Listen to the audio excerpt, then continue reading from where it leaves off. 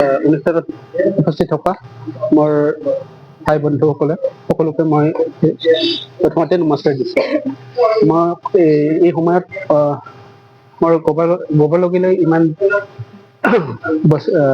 কথা বেছি মানে কথাও মই ইমানকে ক'ব নোৱাৰো, তথাপিও কিছুমান হাতত ধৰিখিনি মই মোৰ বক্তব্যটো মই লৈ যাব খুজিছোঁ।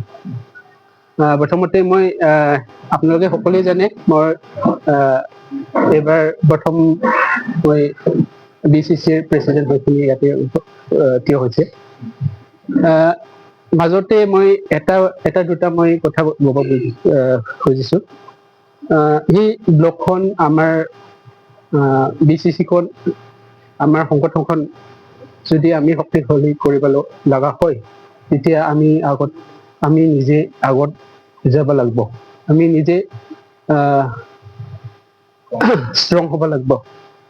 তাৰ মাজতে আমাৰ যিখিনি ব্লকত বিভিন্ন দলে আছে, যেনিবা আমাৰ বেলেগ বেলেগ চেলে আছে, তেওঁলোকৰ লগতো আমি আলোচনা কৰি কিনি কেনেকুৱা আমাৰ সংগঠনখন লৈ যাব, সেইটো কাৰণে আমি আগত চিন্তা কৰিব লাগিব।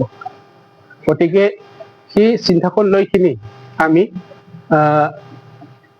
আমাৰ বুথ লেভেল আৰু আমাৰ গ্ৰাছৰুট লেভেললৈকে আমি সেই চিন্তাখন লৈ কিনি যেনেকৈ আমি লৈ যাব পাৰিম, সেইটোৰ কাৰণে আমি প্ৰথমতে সেইটোৰ কাৰণে আমি চিন্তা কৰি কিনি কামটো যিখিনি আমাৰ APCCৰ পৰা নিৰ্দেশ দিয়া হয় আৰু ডিষ্ট্ৰিক্ট কংগ্ৰেছ কমিটিৰ পৰা যিখিনি আমাক নিৰ্দেশ দিয়া হয়, সেইবিলাক পালন কৰি কিনি আমি কৰি যাব লাগিব।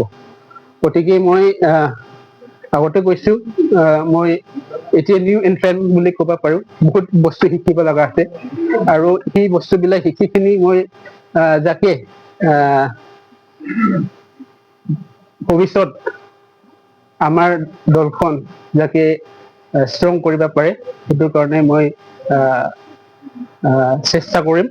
তাৰ কাৰণে মই সেইখন কৈ কিনি মোৰ বক্তব্যটো ইয়াতে সামৰিছোঁ।